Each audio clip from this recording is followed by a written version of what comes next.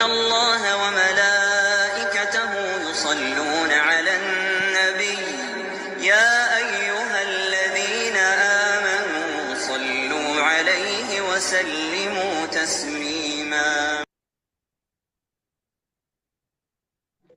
السلام علیکم ورحمۃ اللہ وبرکاتہ۔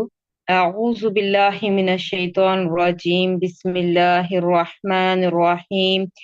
رب اشرح لی صدری ویسر لی امری واحلل عقدۃ من لسانی یفقہوا قولی رب یسر ولا تعسر وتمم بالخیر آمین یا رب العالمین۔ آج ہم کیا پڑھیں گے؟ آج ہم انشاءاللہ سورہ ملک کی آیت نمبر 6 کو گرامیٹیکلی انالائز کریں گے۔ اس سورہ مبارکہ میں اسلام کی تعلیمات کا مختصراً ذکر کیا گیا ہے تاکہ انسانوں کو غفلت سے بیدار کیا جا سکے اور سوچنے پر مجبور کیا جا سکے۔ آیت نمبر 1 سے لے کر 5 تک الحمدللہ ہم گرامیٹیکلی انالائز کر چکے اور اس میں ہم دیکھ چکے کہ اختیارات کس کے پاس ہیں، کائنات کس نے بنائی، اور انسان کو پیدا کرنے کا مقصد کیا تھا، اور انسان کامیاب کس طرح سے ہو سکتا ہے۔ آیت نمبر 6 میں 6 سے آنورڈ 11 تک ہم دیکھیں گے کہ کفر کے نتائج کیا ہوں گے، کس کے ذریعے ہمیں یہ نتائج سے آگاہ کیا گیا، اور انسان کی بربادی کا ذمہ دار اصل میں ہے کون۔ کیا انسان یوم قیامت اعتراف کرے گا کہ اس نے جو سزا یا جزا اس کو مل رہی ہے وہ اس کی اپنی ہی کمائی ہوئی ہے؟ تو انشاءاللہ یہ آج ہم دیکھیں گے۔ آیت نمبر 6 جو کہ شروع ہو رہی ہے ایک حرف کے ساتھ، جو سے ہم حرف استناف بولیں گے، واو حرف استنافیہ، کیونکہ یہاں سے ایک نئی بات شروع ہو رہی ہے۔ لام جارہ ہے، اور جارہ کے بعد جو اسم آ رہا ہوتا ہے وہ مجرور ہوتا ہے۔ وہ اسم مفرد بھی ہو سکتا ہے، وہ مرکبات میں سے بھی ہو سکتا ہے۔ تو یہاں پر اس میں موصول آیا ہوا ہے لام جارہ کے بعد، اور اس میں موصول اکیلا کبھی کچھ نہیں ہوتا، وہ ساتھ صلۃ الموصول اس کے ساتھ ضرور ہوتا ہے۔ صلۃ الموصول کے ساتھ اس میں موصول مل کر کچھ نہ کچھ بنتا ہے۔ تو یہاں پر دیکھتے ہیں الذین، اس میں موصول جمع مذکر کا صیغہ ہے، اور کفرو جو ہے وہ ہمارے پاس فعل ماضی ہے، کافارا حروف مادہ سے کفارا کفرا کفرو تیسرا صیغہ ہے، یعنی کہ فعل ماضی مذکر غائب اور جمع کا صیغہ ہے۔ اور کفرو فعل با فاعل ہمارے پاس ہم ہو جائے گی، فاعل اس کی ہم ہوگی، کیونکہ آگے آپ کو کوئی بھی مرفوع اسم نظر نہیں آ رہا جو اس کا ہم فاعل بنائیں، ٹھیک ہے۔ تو بی حرف جر ہے، ربی بغیر تنوین بغیر الف لام کے ہے، تو یہ مضاف بنے گا، اور ہم جو ہے یہ مضاف الیہ ہے۔ ربی ہم مرکب اضافی ہو کر بی جارہ کے لیے مجرور ہو گیا، اور یہ مرکب جاری کفرو فعل کے متعلق ہو گیا۔ مرکب جاری جب بھی جملہ فعلیہ میں آتے ہیں تو وہ متعلق ہی بنتے ہیں، تو یہ فعل کے متعلق ہو گیا۔ یوں کفرو فعل با فاعل ہم اور بربہم متعلق کے ساتھ مل کر جملہ فعلیہ ہو کر یہ صلۃ الموصول بن گیا الذی اسم موصول کے لیے۔ تو الذی اسم موصول اپنے صلۃ الموصول کے ساتھ مل کر لام جارہ کے لیے مجرور ہو گیا، اور لام جارہ اپنے مجرور کے ساتھ مل کر یہ مرکب جاری بن گیا، یعنی کہ للذین کفروا بربہم، یہاں تک ایک مرکب جاری ہے۔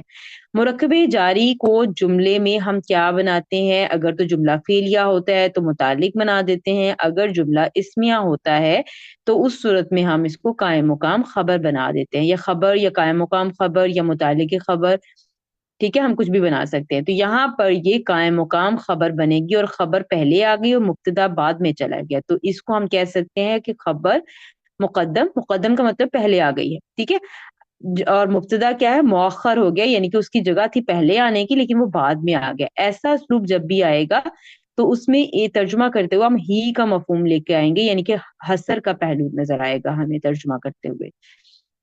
تو یہاں پر دیکھتے ہیں کہ مبتدا کس فارم میں آیا ہے، کیا مبتدا مفرد ہے، مرکب ہے، یا جملہ ہے۔ تو یہاں پر مبتدا جو ہے وہ مرکب ہے، اور مرکب کون سا والا ہے؟ مرکب اضافی ہے. عذاب بغیر تنوین بغیر الف لام کے نظر آ رہا ہے تو یہ مضاف بنے گا، اور آگے آنے والا اسم مجرور تو وہ کیا ہوگا؟ مضاف الیہ. یہاں پر جہنم آپ کو مجرور فارم میں کیوں نظر نہیں آ رہا؟ اس کے اوپر میم کے اوپر زبر ہی کیوں نظر آ رہی ہے؟ کیونکہ یہ غیر منصرف اسم ہے، اور غیر منصرف اسما جو ہے وہ زیر ایکسپٹ نہیں کرتے. یعنی کہ جہنم جب بھی آپ کو قرآن پاک میں نظر آئے گا تو یہ پیش کے ساتھ نظر آئے گا اور زبر کے ساتھ نظر آئے گا، زیر اس پر نہیں آئے گی کیونکہ یہ غیر منصرف ہے. عذاب جہنما یہ مرکب اضافی ہو کر، مرکب اضافی کی جو اعرابی حالت ہے وہ کہاں سے پتہ چلتی ہے؟ یہ جو مضاف ہوتا ہے یہ بتاتا ہے کہ اس کی حالت کون سی ہے، تو یہ یہاں پر مرفوع ہے. تو مرکب اضافی ہو کر یہ مبتدا مؤخر ہو گیا. تو یوں للذین کفروا بربہم خبر مقدم اور عذاب جہنم مبتدا مؤخر کے ساتھ مل کر یہ ایک جملہ اسمیہ استنافیہ بن گیا. استنافیہ مطلب یہاں سے ایک نئی بات شروع ہو رہی ہے. اور ترجمہ اس بات کا دیکھیں تو کیا ہوگا کہ جن لوگوں نے کفر کیا اپنے رب سے، اپنے رب کی طرف سے، تو انہی کے لیے جہنم کا عذاب ہے، انہی کے لیے جہنم کا عذاب ہے. یہ جو حسر کا مفہوم یا ہی کا مفہوم لے کر آئے وہ اس وجہ سے آئی ہے کہ جس کا حق تھا پہلے آنے کا وہ بعد میں آ گیا. یعنی کہ مبتدا کا حق تھا پہلے آنے کا، جو ابتدا کرتا ہے جملے کی وہ پہلے آنے کا اس کا حق تھا، وہ بعد میں چلا گیا، اس نے اپنی جگہ خبر کو آگے مقدم کر دیا، یعنی کہ پہلے دے دی. تو اس صورت میں اس میں ہی یا حسر کا مفہوم ہم لے کر آتے ہیں.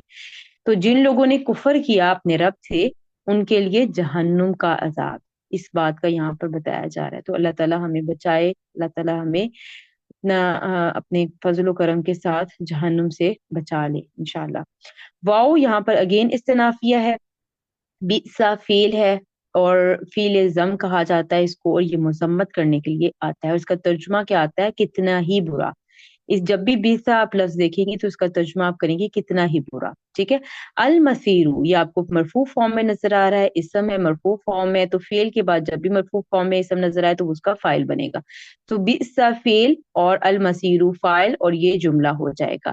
اب آسان ترکیب ہم یہی رکھتے ہیں کہ بئسا فعل اور المسیر فاعل، اور فعل با فاعل جو ہے وہ جملہ فعلیہ ہو کر اور اس جملے کو استنافیہ بنا دیتے ہیں. ٹھیک ہے. لیکن گرامر کی کتابوں میں اس کی ترکیب مختلف طرح سے کی جاتی ہے، اور کرنے کی وجہ بھی ہے وہ یہ کہ ابھی میں ترجمہ کرتی ہوں تو آپ کو سمجھ آئے گی کچھ چیز یہاں پر آپ کو لگ رہا ہے کہ کچھ چیز اور بھی تھی جس کے بارے میں یہ بات ہو رہی ہے. تو یہ کہ وَبِئْسَ الْمَصِيرُ کتنا ہی برا ٹھکانہ ہے یا لوٹنے کی جگہ ہے. ٹھیک ہے. کتنی ہی بری لوٹنے کی جگہ ہے. تو اب یہاں پر دیکھیں کتنی ہی بری لوٹنے کی جگہ ہے، اس سے کوئی بات مکمل طور پر سمجھ نہیں آ رہی کون سی جگہ، کس جگہ کی بات ہو رہی ہے. تو اوبویسلی جہنم کی بات ہو رہی ہے، پیچھے اس کا ذکر ہے، تو اس لیے گرامر کی کتابوں میں اس کی ترکیب جو ہے وہ تھوڑی سی ڈفرنٹ لکھی ہوئی ہوتی ہے کہ اس میں کچھ ابہام رہ جاتا ہے کہ کتنی ہی بری جگہ، کس جگہ کی بات کی جا رہی ہے. تو ابھی ہم آگے دیکھ لیتے ہیں کہ اس کی ترکیب گرامر کی کتابوں میں کیسے کی جاتی ہے اور ان افعال کو کیا کہا جاتا ہے. ان افعال کو افعال مد و ضم کہا جاتا ہے، اور یہ چار ہیں، آپ کو نظر آئیں گے، مد کے لیے دو اور ضم کے لیے دو، یعنی کہ تعریف کرنے کے لیے، اور ضم یعنی مزاحمت کرنے کے لیے. تو نعمہ اور حبذا یہ آپ کو مد کے لیے نظر آئے گا، اور ضم کے لیے بئسا اور ساء نظر آئے گا. ان کی ترکیب کیسے کی جاتی ہے گرامر کے لحاظ سے کہ فعل با فاعل، جیسے ابھی ہم نے بنایا بئسا کو فعل بنایا اور المسیر کو فاعل بنایا، فعل با فاعل جملہ فعلیہ ہو کر اس کو خبر مقدم کر دیا جاتا ہے، اور مخصوص بالمد یا مخصوص بالضم جو کہ اکثر محذوف ہوتا ہے اس کو مبتدا مؤخر بنا دیا جاتا ہے. تو یہاں پر جیسے میں نے آپ کو ذکر کیا کہ یہ کتنی ہی بری لوٹنے کی جگہ، کس جگہ کی بات ہو رہی ہے، جو پیچھے جہنم کا ذکر ہے نا اس کی بات ہے. تو یہاں پر ایک ہیا ضمیر محذوف ہے جس کو ہم مبتدا بنائیں گے. ہیا کیوں کہا؟ کیونکہ جہنم سمائی مؤنث ہے، اور ہم نے ادھر جب سمائی مؤنث وغیرہ پڑھے تھے تو اس میں پڑھا تھا اس کو ڈیٹیل سے کہ جہنم جو ہے وہ سمائی مؤنث ہے. تو اس لیے ہیا کی ضمیر کو مبتدا ہم بنائیں گے. ٹھیک ہے. تو یہ مبتدا ایک محذوف مبتدا، یعنی کہ ہیا کے لیے یہ جملہ جو فعلیہ بھی ہم نے بنایا بئس المصیر، یہ خبر مقدم ہو جائے گی، یعنی کہ خبر مقدم اور ایک ہیا، یعنی کہ جس کو مخصوص بالمد یا مخصوص بالضم، یہاں پر مخصوص بالضم کہیں گے. اگر فعل جو ہے وہ مد والا استعمال ہوگا تو اس کو مخصوص بالمد کہا جائے گا. تو وہ हिया यहाँ पर महजूफ है और ये खबर अपने मुब्तदा के साथ मिलकर ये जुमला फिर इस्मिया बन जाती है उस सूरत में। लेकिन आप इसको सुन लें और बस समझे इस तरह से कि एक जुमला फेलिया बना है, बीसा फेल और आगे इसका फाइल मौजूद है और इसका मखसूस बिल मद यानी कि अक्सर महजूफ होता है, जो जिससे बात समझ आती है कि कौन से ठिकाने की बात कही जा रही है, कौन सी जगह, कौन क्या क्या है जो बुरा है। ठीक है, क्या है जो बुरा है, तो वो जो जहन्नुम का जिक्र हो रहा है ना, तो वो बुरी है यहाँ पर। तो उम्मीद करती हूँ कि आपको पॉइंट समझ आ गया होगा। एक बार दोबारा रिपीट कर देती हूँ कि बीसा फाइल फेल, अलमसीरू फाइल, ये जुमला फेलिया आकर खबर मुकद्दम बन जाएगा और एक हिया की जमीर महजूफ मानी जाती है जिसको मखसूस बिज़म कहेंगे और वो मुब्तदा मुअख्खर होगी, जो हिया की जमीर लौटेगी किसकी तरफ, जहन्नुम की तरफ।